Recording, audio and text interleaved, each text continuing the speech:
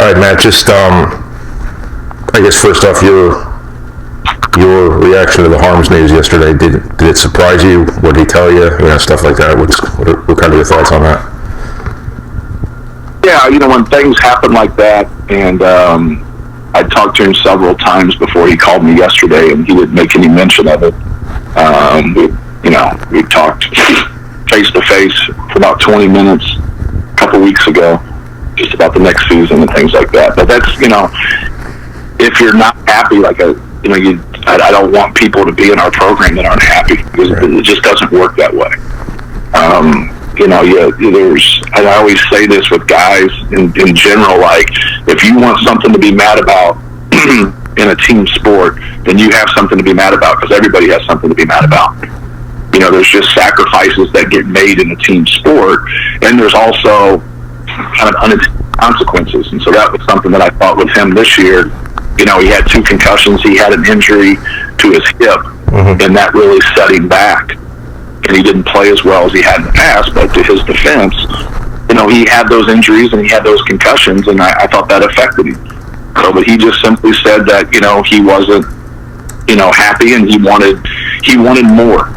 And we really didn't elaborate from that. He just said he wanted more, and, he wasn't happy, from a personal standpoint, and, that's his choice. Like, you have the right, if you're not happy, to go somewhere else, and, at that point, you don't really want to take it to court. And so you move on. And so the one thing you can't do as a coach is you can't be open and acceptive to people that are doing the same thing, and then you're getting a player. Like where Todd Proctor put High Point by leaving. Like, you don't feel that when you're receiving. You're like, whoa, okay, we're getting a good player here. This is great. But they just lost a really good player. And so that really affected them. So when the shoe's on the other foot, you have to be professional and take it in stride, and just, you move on. You move on, and you continue to do what's best, for your program. And that's something you learn in recruiting a lot, because you get told no a lot more in recruiting than you get told yes, just generally speaking. But as a coach, you don't get judged on the people that you don't have. You get judged on the people that you do have. So in these type of scenarios that this happens, just, be appreciative of the people that you do have. And, we wish him nothing but luck. And, to me, it's unfortunate, because that's not, you build and you spend time with players for them to have their best season at the end of their career.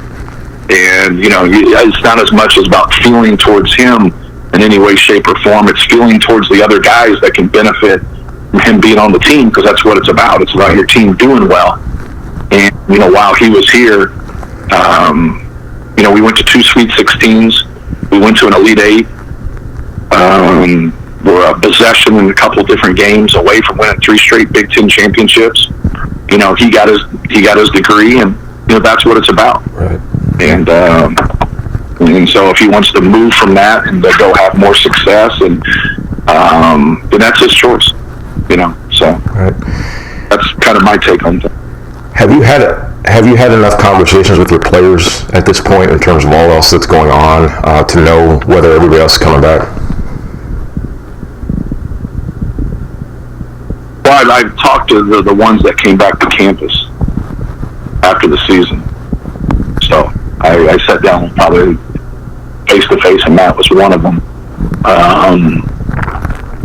With all those guys, that were there, that I've talked to everybody else on the phone about that. But I'm talking to them about their academics. Right. I don't sit around, when you take somebody and you recruit them, you don't sit around and kiss their ass to try to see if they're going to come back to your team.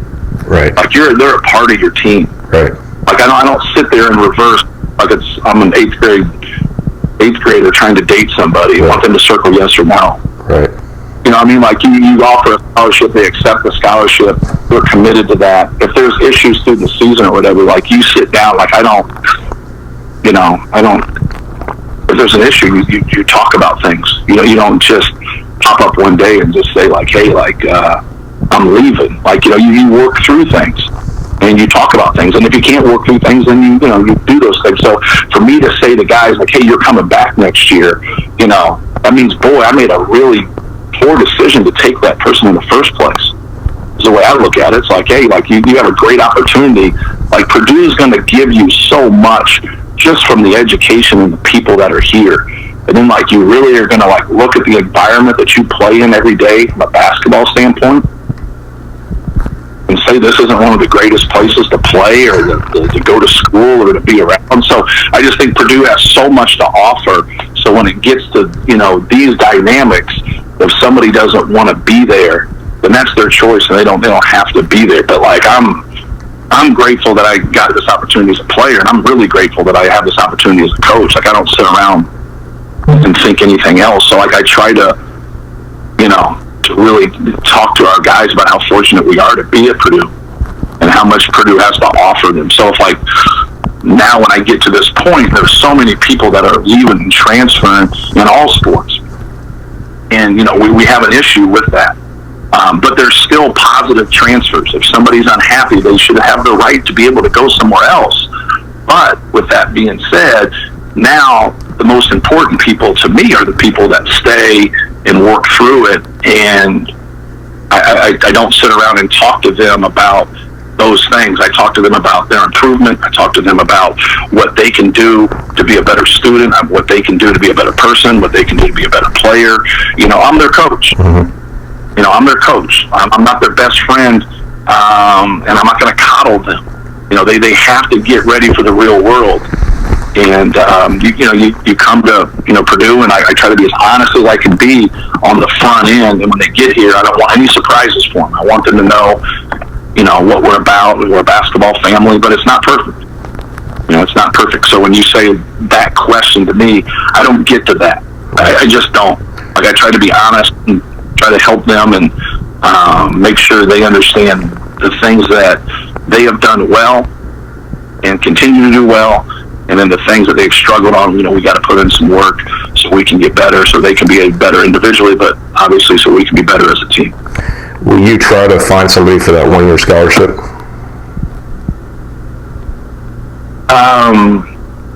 Yeah, we will look, but it's got to be somebody that we feel fits and can help us. It's obviously for us, it's a dicey dynamic because we don't have a lot of scholarships in 21. Right.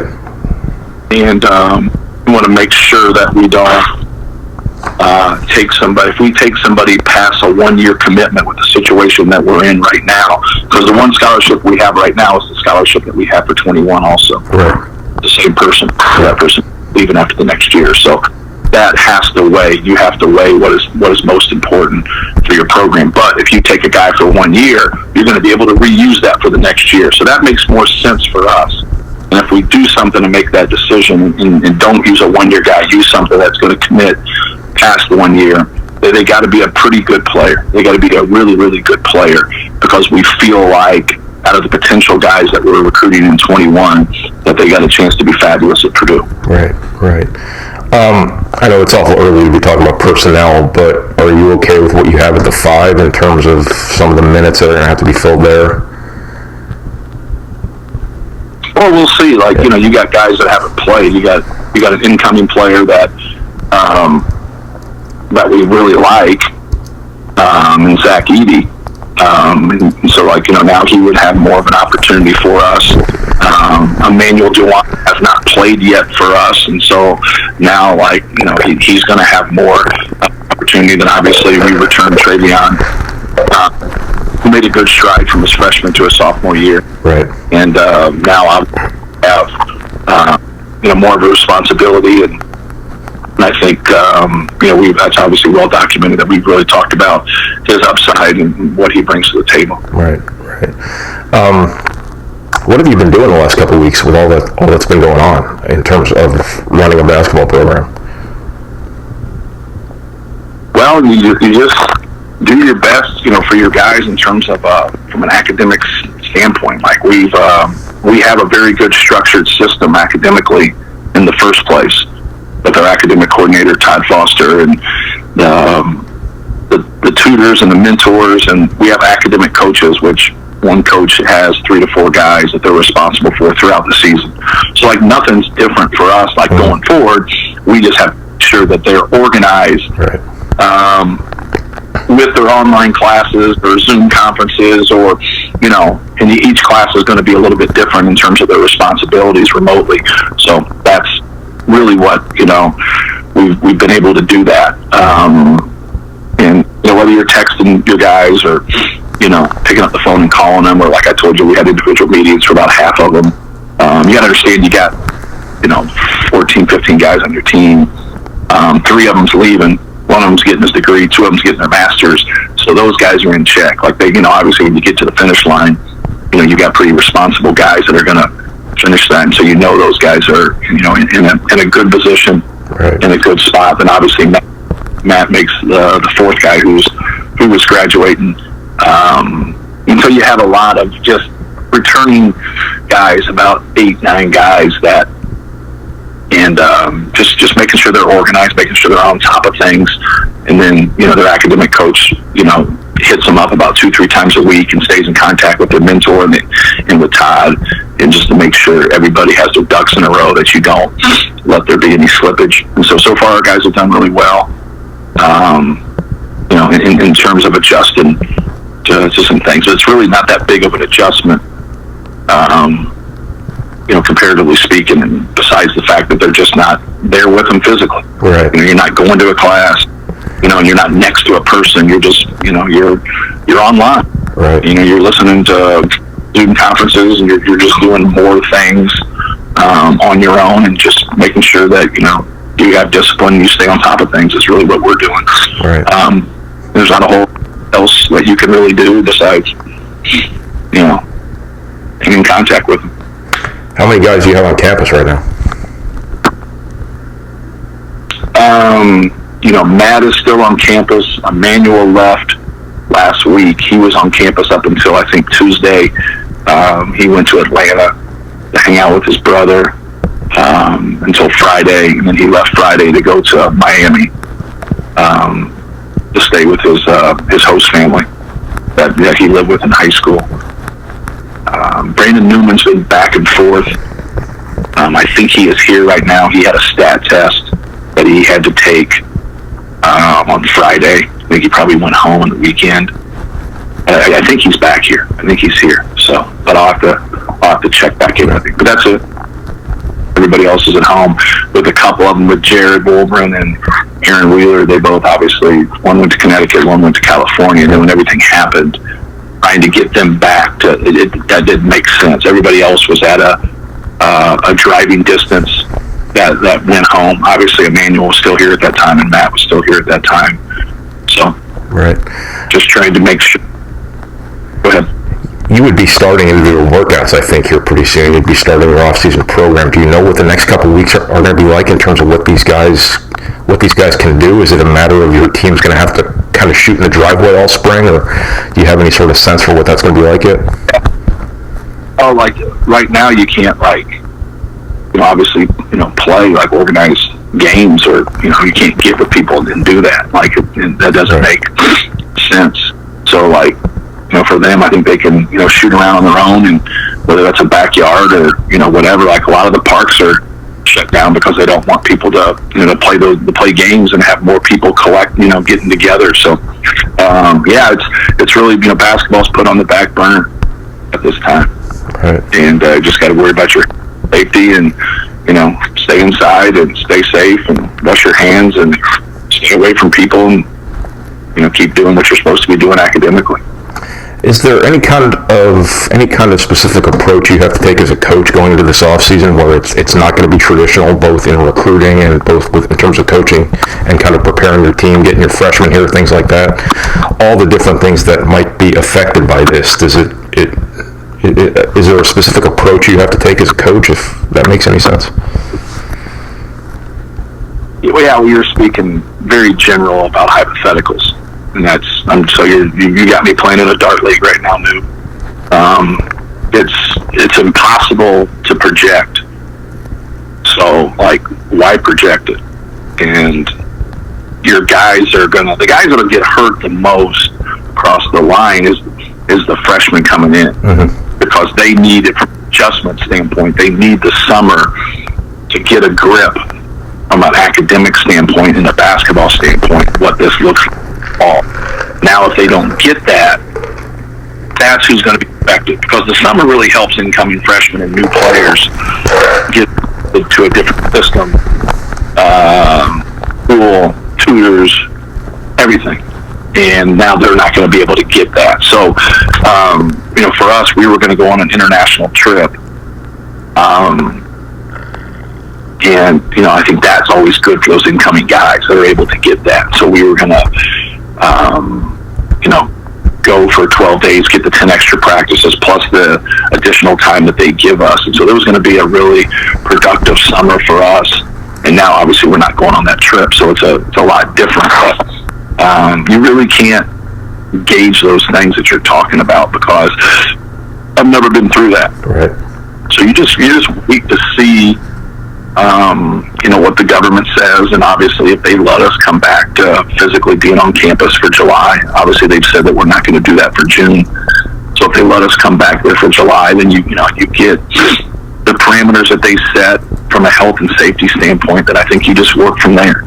There's a lot of people that, especially with all the information we get at our fingertips through social media, that guess, and they talk and they project, and in reality,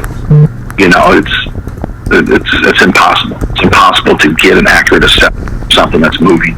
Right. I think you just answered my next question, but you're not going to Europe. Can you can do that next year then, right? Correct. Yes. Okay.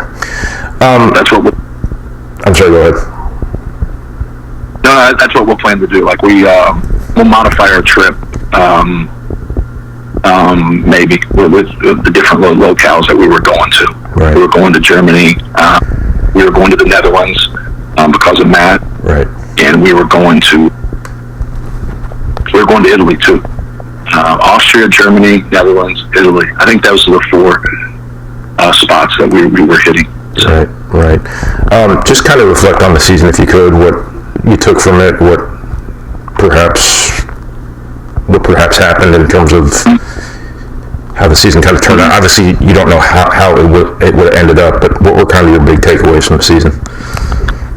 Yeah, the thing that jumps out to me was the inconsistency. Yeah. Individually and collectively.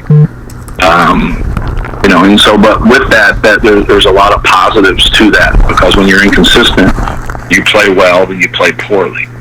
And that's just the seesaw, or the back and forth of your play, where you're, as a coach, you're trying to get a consistent group, to get maybe a consistent starting 5. So we just never got to that point. I think we got to make some strides competitively, and through the consistent work,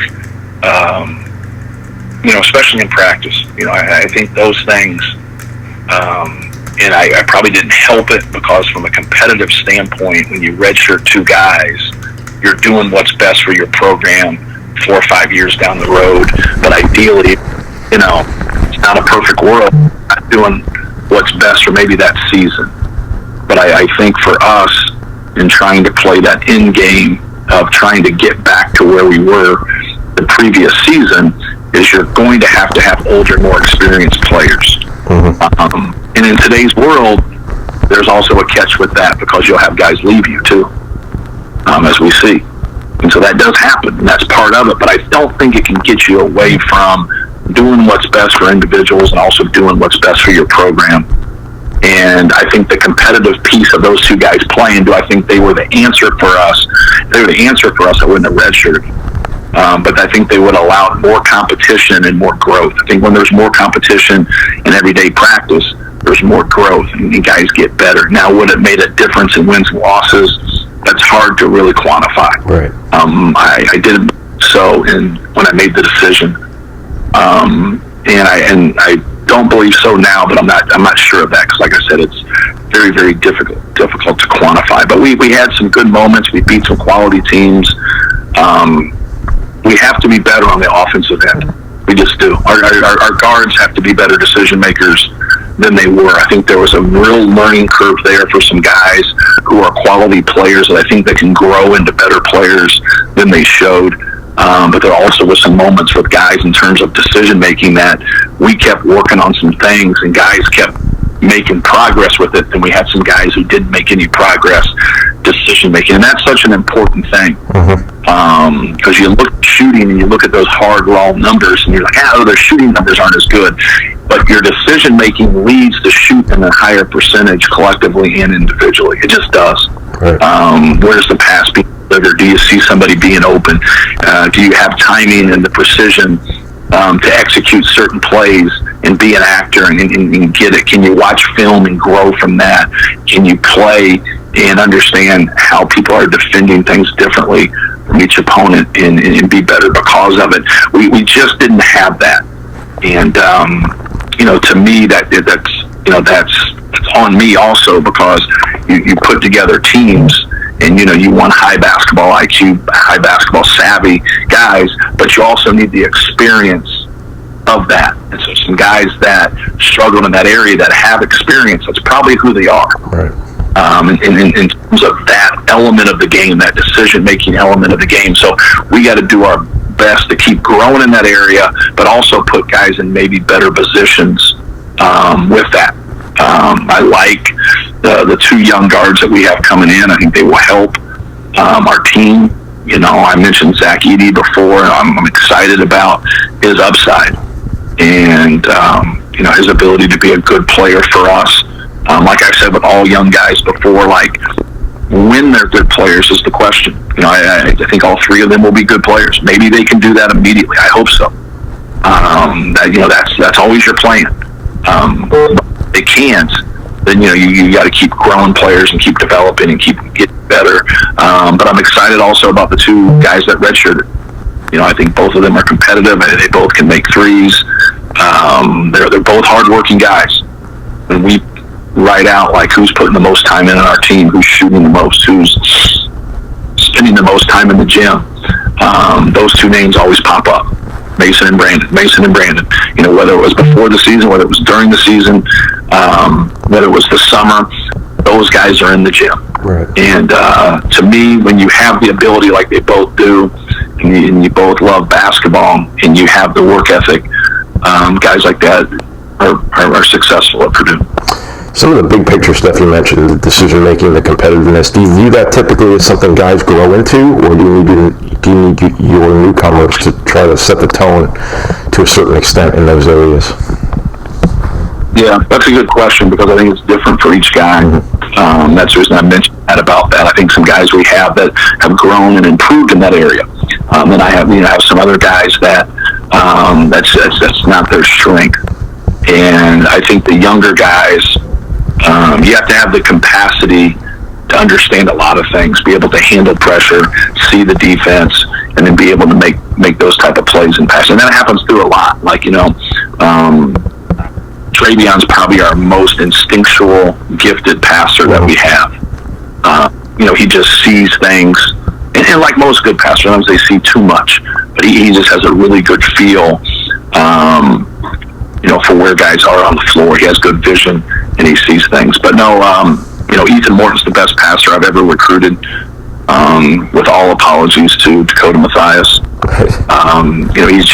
He's just very gifted, and Dakota was fabulous. Dakota's the best passer I've ever coached, and for a guy that I've recruited, Ethan can just do some really special things. Has unbelievable vision, can see the court. Who have you recruited that averages 9 assists in high school? Who does that? Right. I've never recruited somebody that averaged that many, but gets the ball where it needs to be. And understands who can score, where people want the basketball. Just all the little things that a really good passer comes with. Just a lot of good intangibles. Jay Knivey's athleticism is what we need. We need more athleticism. We need more quickness. I think that's really going to help us.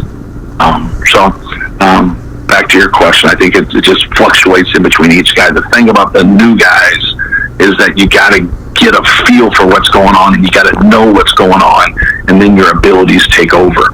Sometimes that takes a little bit of time. Sometimes guys morph into that a little bit easier than others do. But that's when you don't know what you're doing yet, it's hard for your abilities to come out and your talent to come out. It just is. But right as you get a feel for those things and you're not constantly have smoke coming out of your ears, and you can just instinctually play because you're doing the right things, now you can really take off as a player. All right. One last thing from me before I hand this off, just about the dead period being extended. What's the spring evaluation period not occurring? What kind of impact is that going to have on the process? And then when you're in the transfer market and you can't bring a guy in for a visit, at least indefinitely, can you kind of speculate as to what kind of challenges both of those things are going to present, if any? Yeah, well, the first, the one thing about the spring not being there, you really won't affect us for 2021. You'd like to see more guys in 2022 and 23. Right. But with that being said, it's the same for everybody. Mm-hmm. I go out a lot, so like during the year, the people that we've recruited in 2021, I've spent a lot of time recruiting. So some head coaches don't do that. They don't have the ability to do that because they're at a distance or they don't have the resources. And we do. Like, we're in a good situation with our time block being 2 to 5 and being able to get places. And then obviously we have the ability to fly and see guys if you need to, if they're at a distance. So I don't think it's going to be much of a change for the spring, to be honest with you. And it's the same for everybody. Now, I think the summer will be a huge change. Right. Not being able to see guys in those last 2 weekends in June and not being able to go out in July, if that happens, that will be a difference, because you're really watching some guys too, because guys can improve. Even though I sit there and say like, hey, watch these handful of guys in 2021, you guys can make a jump, guys can make an improvement. And it might be somebody that you didn't see during the year that you watched last summer that you didn't think was good enough. Now all of a sudden, like, they've grown 2 inches, or they've just, become better, or what have you. And now, so I think the summer will be a tough, if that's something where we can't watch in June and July. I think that will be a tough adjustment going into the fall, if we can watch in the fall also. Right. Like I said earlier, a lot of hypotheticals you really don't know. So what was your second question? I apologize. The transfer part of it, if you have to go out and recruit a transfer without the ability really to bring him to your campus, especially being a guy who likes to get to know the players he recruits the way you do, just what kind of challenge is that going to be? That's a huge challenge for me, because sometimes it's better not signing somebody versus signing somebody if they're not the right guy. Right. Like, you're going to watch from a back standpoint and say, hey, he's going to give us something that we need, or you're not going to take him. But kind of the telltale is getting to know somebody and doing your homework. Everybody does their homework, but you still want to be able to get face-to-face with somebody and talk with them and talk with their family and people that are close to them, at least on a 48-hour, official visit. And just, spend as much time as you can with them so they get to know you, you get to know them. Now you're not going to have that ability. And that makes it really hard. It makes it really hard to make an educated decision. And what it does is, no matter what you do, you in this process, when you get recruited initially, is some guys will have a 2-month recruitment, some guys will have a 2-year recruitment. But you're making an educated decision on what you feel is best, and you're not trying to make an emotional decision. You're trying to make a factual decision. But we all know that doesn't happen, all the time. And so you gotta just do the best that you can. But you don't want it to be guesswork. And with the parameters that are set for us, for the situation that we're in with the virus, it is guesswork. That's all it is. It's guesswork. And so, like, now when we get put in this position, like, we got to make the best situation. The recruit or the kid, the player, he's guessing to the best of his ability, and we're guessing to the best of our ability, because we can watch on Synergy. We can watch from a basketball standpoint and make an educated decision in that area because you have enough data. But in terms of getting the right person that's going to fit, like, you really don't know. Right. That's hard. You try to find some people close to that situation to give you the best gauge, but if you don't have a pre-existing relationship with them and you don't have a trust there, it makes it difficult. I'm good. Thanks, Mike. No problem. I guess I'll jump in. You mentioned competition and just the importance of that basically.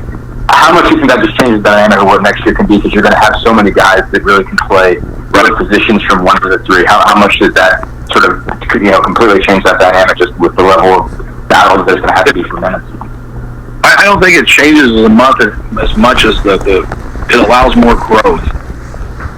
When somebody's outplaying you in practice and they can't get into the game, it doesn't affect you as much as a player to say like, oh man, like I got to get this going. But if somebody's playing better than you and out-competing you and being more productive than you, and you're trying to play and they're trying to play and you're in the same position, like,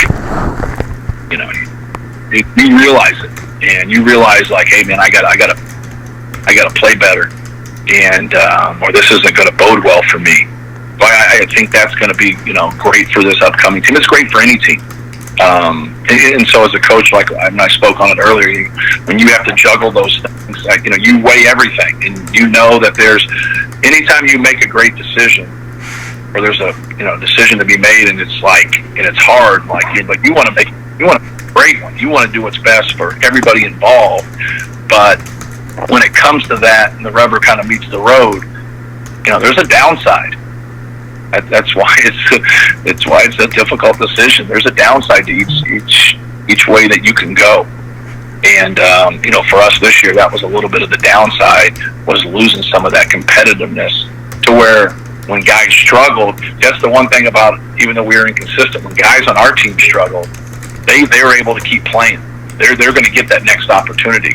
And sometimes the best thing for them is not to get as much of an opportunity, and they realize the seriousness of it. Now, sometimes the best thing for them is to be able to keep getting it and play through their mistakes. It just depends on the individual. And as a coach, sometimes you don't know that. You don't know that with each guy, because sometimes they haven't been through, those type of scenarios.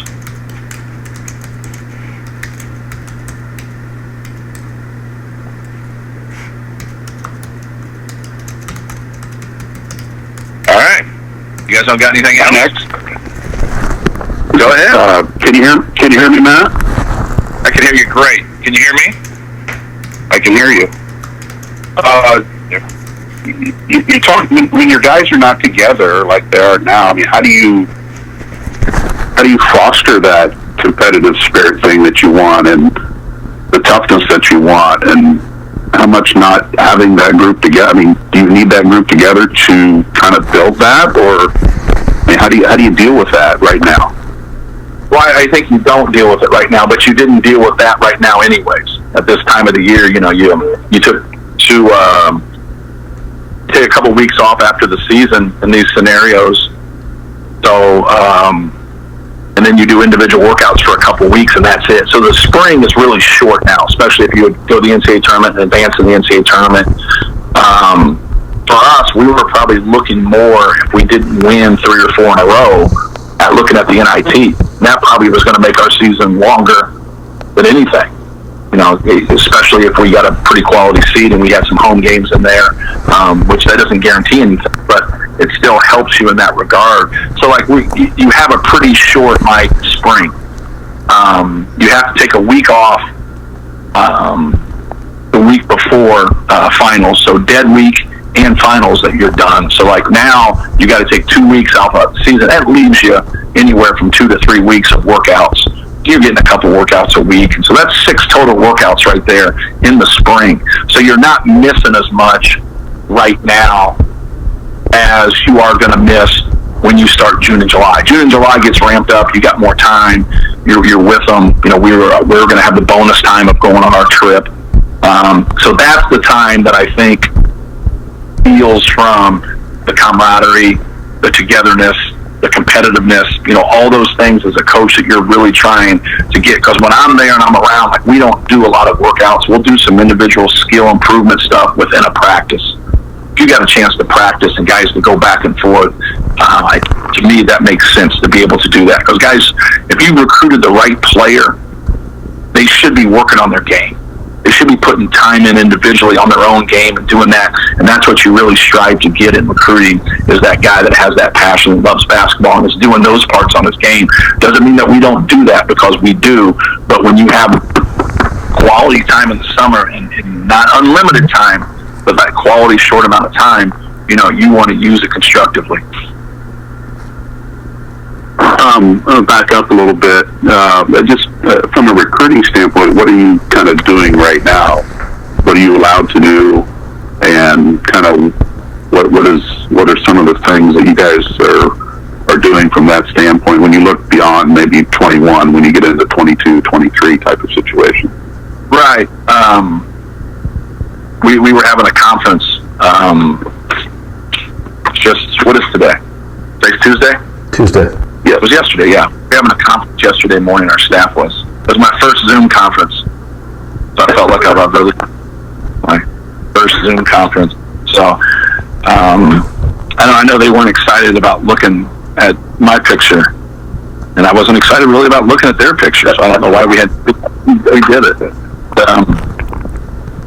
We were going through just kind of the worst case scenario of with the 22s and the 23s of like, hey, we know more 22s than 23s, even though we've seen some of the 23s, but not a lot, just because, you got rising juniors in high school, you got rising sophomores in high school for guys who just played their freshman and sophomore years in high school. And we all know that there's really good players that are going to grow and be high major players that might not have played varsity basketball as a freshman. And so, you don't want to neglect the potential of some guys. And so, you're just playing it by ear, but then I just said, we got to plan for that not to happen. You don't plan for the best case scenario. You plan for the worst case scenario. So you're not, caught being unprepared. So just trying to watch as much video as possible on them. Before, 30 years ago, you have to get a hold of coaches and, send me tape and all this. And now you can go on Huddle and see their games. You can go on YouTube and see their highlight, So there's a lot of material out there to be able to see. So we just already had lists before, so this isn't something like you're creating. You have a running list that never ends, and just staying on the phone with basketball people and contacts just to see about players and people that they like, and just trying to do your best work that you can with texting the people that you're able to text in that 2021 class and 20 class right now. And then June 15th, we can start making phone calls to the 2022 guys. So that's kind of where we are, just trying to evaluate the best that we can and staying on our grid, even though you always have a moving grid, and just staying on our grid with our scholarships and our available scholarships in 21, 22, 23. And just, I keep a grid in front of me.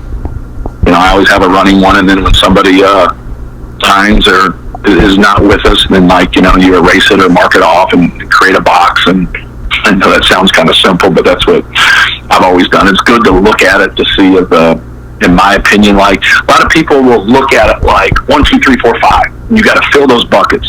When in reality, we know basketball's different. You got some guys that can play the 4 and they can play the 4-5, and you got some guys that can be a 4-3, and then some guys that are straight as a 4. Some guys just fall straight into that. But a lot of people in recruiting want to talk those hard numbers where those are always moving and developing. And a lot of things that allows the fluctuation is somebody's ability to defend. That's the fluctuation. Who can they defend? How many people can they defend? And that's the boxes they put in. It's not really where you can play, but it's who you can guard. And that doesn't get talked a lot in recruiting, but that ends up being a lot of the truth to people playing multiple positions. You talked about the academic, component of making sure the guys are doing what they need to do. But when you look at other areas of your program like nutrition and strength and conditioning, and do your guys need rehab, and even the mental health component, is that an everyday thing that they're being checked up on, or how are you guys handling that part of it? Well, I think that's it just goes to somebody who is injured, somebody who needs It just depends in terms of the environment they're in and the situation that they're in. Obviously, if you're healthy and you don't need any rehab or anything, you're not going to talk to your trainers or doctors because you don't need to.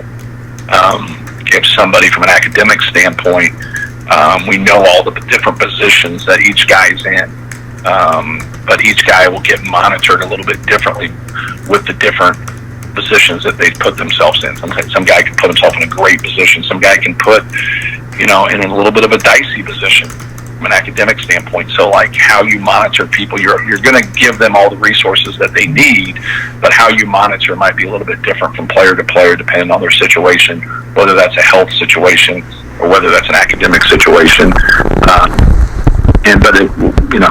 If we feel that they need something of that nature, I think from a mental health standpoint, they're going through some things that is different for them. And, like when you get injured for the first time and you got to miss a month, you realize that as that goes on, how much you missed basketball. But until you get to that point and something gets taken away from you, you don't realize it. And so like when you go through this situation now, like when you're young and you go through things and it's hard, like, as a coach, you always say like, are you looking forward to the end of the season, or are you looking forward to competing here at the end? Do you want it over? Is there a part of you that wants it over? Because that's a natural feeling for a lot of guys that have that long season. We have such a long season. We have a 2-semester sport, where a lot of other people just have 1-semester sports. And so you start at the end of September practicing, and you try to play into the first weekend of April. It's a very long season. But when you get to that right there, you still have guys that are fresh, understand some things. Well, now this is the opposite of it. Now you just have a total shutoff from something that you've done your whole life, and it's pretty frustrating. And now you're back into an environment that being at home, and sometimes that's a healthy environment. Sometimes that's, there's not a lot to do, but it's still like, it's where you grew up and it's healthy and it's all the right things. And then sometimes it's not a healthy environment. And, does it make more sense for them to come back, because you don't want to put yourself at risk and you don't want to put anybody else at risk. But if there's a lot of people in your environment at home, that's what they're saying for us to not to do. Like, have that social distancing and be away from people. But if you're supposed to get out of the dorms or you're supposed to get away, well, we're all in apartments.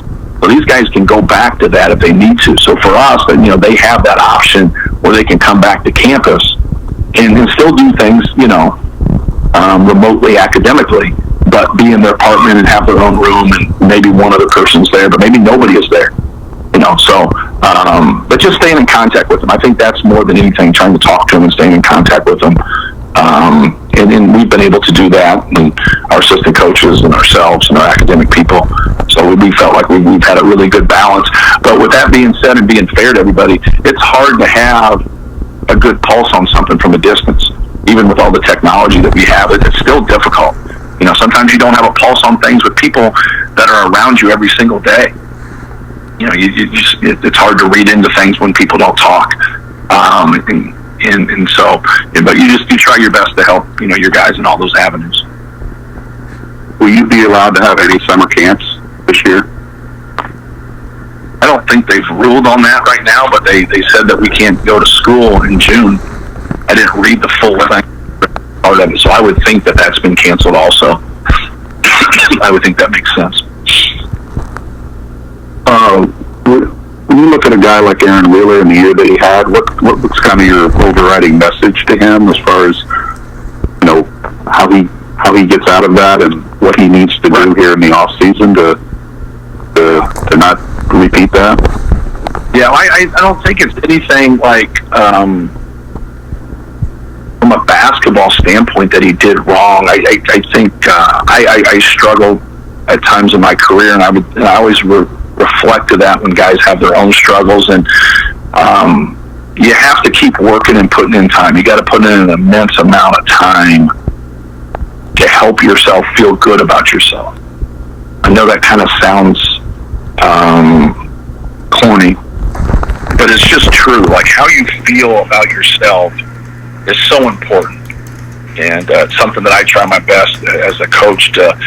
You got to keep guys on edge, but they got to feel good about themselves, especially guys that are skilled that you want, that you need. for them to make some shots. You know, and so the old football coaches, there's a line that they say, don't feed sugar to a mule. And more or less what they're saying is you don't have to be positive with linemen. You know, just they got to go out and do their job and, you know, get their hand in the dirt and create gaps and do what they're supposed to. But you can be harder on those guys because they're not decision makers. The football's never in their hands. Well, in the game of basketball, the ball's in everybody's hands. You know, some guys are going to have more opportunities because they're great decision makers, and some guys are going to have less because they're not, and you want to play to that roles. But at some time in the game, if you're out there on the court, you're going to have the ball in your hands. So you got to feel good about yourself. I think that's going to be so important for Aaron, just to work and put in time shooting, knowing who he is. You know, he's an athlete, 3-point shooter, and I know he struggled shooting this year, but he's a good shooter. And, you know, he just needs to feel good about himself, but play to his strengths, not try to overdo things. Keep working on the defensive end. He's got such good length that I think that, you know, he can continue to strive in those areas. He did make improvements rebounding the basketball. He was more active on the glass. But that's what we need. We need him to get runouts on the break and get offensive putbacks, dip dunks, and make threes and just have a lot of energy and defend. And it's going to be a big year for him. You know, it's going to be a big year for him. I think he had a lot of expectations. And sometimes with those expectations, you know, it's hard. It's hard. And, you know, now he's got to be able to do those things. But I think more than anything, besides just improving in basketball areas, I think he worked on those things going in. I think he put time into those things. But until he can get to that point where he just competes and feels good about himself or whatever, I think that's when he takes off and has more success. Just a couple more from me. One's a kind of a clarification.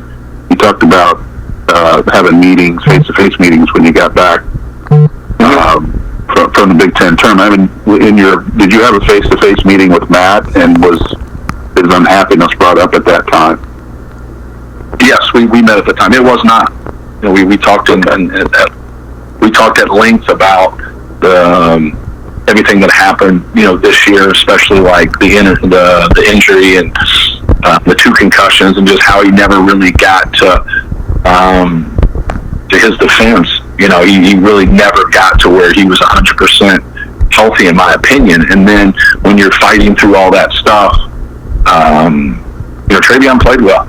You know, Travion had his ups and downs, but in terms of being able to give us that consistent passer out of the post and low post threat, and also Travion's, you know, 4th leading offensive rebounder in the country. You know, he's a leading offensive. Think about all the big guys in our league. He's a leading offensive rebounder in our league. You know, we had 4 or 5 guys that were just outstanding. And so no, we discussed all that, and we discussed. We tried to play big. You know, and there's people on this call that have followed us, and we had 2 really big guys at one time that I just thought it was impossible to play big with, and Isaac Haas and AJ Hammonds. And then we did it with Haas and Swanigan, but there's still a downside to that, as we saw.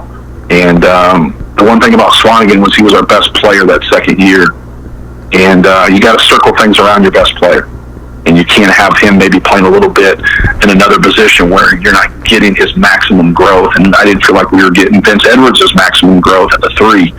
So I thought Vince more suited at the 5, Biggie more suited at the 5. And obviously you still have Isaac. So we had to have those guys, you know, really have 2 out of those 3 in the game at all time to maximize those, to get more out of them with the minutes that they're getting, but also more in playing where they're comfortable to. And so we tried to do that more with this group. You know, we tried to do that, and we really struggled when we played big outside of a game or 2, and that didn't work. So we had that discussion, and we talked about that. We talked about just getting better, but no, none of that came up. And I spoke to him on the phone also before that, and text with him another time, but that was more about academics and just how he was doing. You know, he was here. Him and Manny were the only 2 that were here. And obviously our other coaches were talking to him, and there was no discussion of any of that. So you leave the door open for him to come back? No, he's transferring. He didn't say that. He didn't mention any of that where he was exploring it, and there's a possibility of coming back. I think that's an important piece in these situations too. That like you can't forget about the people that are on your team, and those guys that it's such an open window for guys to say, hey, we're leaving, and if they could just take a step back and see how this is going to look for them in hindsight. Because you can't go and visit campuses. You can't go and physically talk to anybody, and now you're going to go make that decision. But I also respect it. To me, I respect it. Like, if somebody's not happy, they have the right to be able to go somewhere else. I always say that about my job. Like, if they came in and fired me, Purdue has the right to have who they want as their head men's basketball coach. I always tell our players that. And I always say, I bet we still play the game on Saturday. We're still going to have a season. It goes on, without me, and it goes on, obviously, without anybody else who plays on our team. But always revert back to the people that are still on your team and, make the best decision for those guys. One last one. Bob Huggins had said if there's no football, they should start the college basketball season with the NCAA tournament. I don't know if that was tongue-in-cheek, but would you be in support of that, or so he start the season when now? I don't understand. With last year's NCAA tournament, you start the next college basketball season with it coming up if there's no football. Yeah, but you're not going to have the same players on the team because they're going to go in the draft, and they're going to be. He thinks the seniors should come back and play. It's not the worst idea. For like our league, like we had an unbelievable season, and if I'm sitting at Penn State or I'm sitting at Rutgers, like hell yeah, let's play those. We've been pretty spoiled at Purdue. Like we went to a lot of NCAA tournaments through the years. But those Penn State and Rutgers deserve to get in the NCAA tournament and compete. I know that, right? So I would love to see something of that nature, but realistically, I think that would be hard to put on. But I know the people that have earned their way into that NCAA tournament definitely deserve to play in the NCAA tournament. But was obviously a wise choice for everything that we know now. But hopefully that this will be something where going forward. I just think guys are going to appreciate things a lot more. This has been taken away from a lot of players, and it's unfair because now some of these players, this was their only opportunity to get in the NCAA tournament. Now they move on and they don't. And like this right here, he's trying to fix it. That would be cool if you could fix it, but realistically, boy, I don't know if that could work. But the guys that definitely lost that opportunity, especially the ones that this was going to be their only opportunity, they definitely deserve it. Thank you for your time today, Matt. All right, no problem. Anybody else got anything? Yeah, I got one real quick. Just because there we go. I think Chris told we're at 57. We're at 57:40, and I wanted to make sure we at least went an hour. Okay. All right, I got one. I think Chris told you I'm doing we're doing these theme stories on the coaches of coaches. I think he probably passed this along to you, but I'll be writing about Stan for you. So I just wanted to ask you just quick, so I don't have to ask you again about it. Just what Coach Doherty meant to your career, basically how important he was in just your development and getting as far as you got as a player and then as a coach. Right. No, he trying to think of when he came to my high school. I think he was the coach. My 8th grade year was his first year.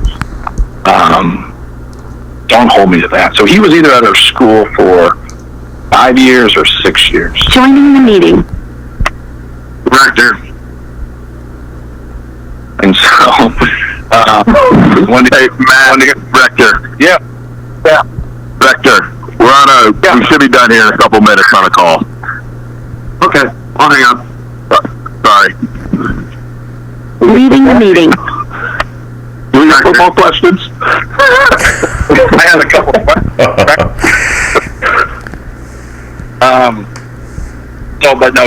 He's just a great guy. a very good basketball coach. Was probably more offensive minded than defensive minded, but you know, I grew a lot in high school, so I wasn't somebody that was I wasn't 6'6" when I was 14 years old, and I was probably 5'6" when I was 14 years old. Maybe 5'7", 5'8". But I was about 5'9", 5'10" going into high school, so I grew a lot, so I could always handle the basketball. I was the youngest guy in my neighborhood, and I had a full-court basketball court in my backyard with floodlights, so I played all the time, and I played in my neighborhood, but I never looked at myself as, like, taller than people or, you know, or bigger than people, because I really wasn't. You know, I was probably one of the taller guys in my grade, but just by a little bit. And then I grew a lot in high school. I gradually grew in high school. So it was, I had a good experience. I had a really good experience. And I went to a county school. I lived right on the county city line. But I played a lot in, like at the Y and at the Boys Club and different places in Muncie. But like, you know, he was a really good man, and he was a really good coach, and you know, he helped me out tremendously, and we had a lot of fun. You know, we won a lot of games, and we had a lot of fun. Thanks, Matt. No problem. All right, guys. Thank you, Matt. Appreciate See you it. guys. We got to 1 minute. Appreciate it. Back there, hit the 1 hour.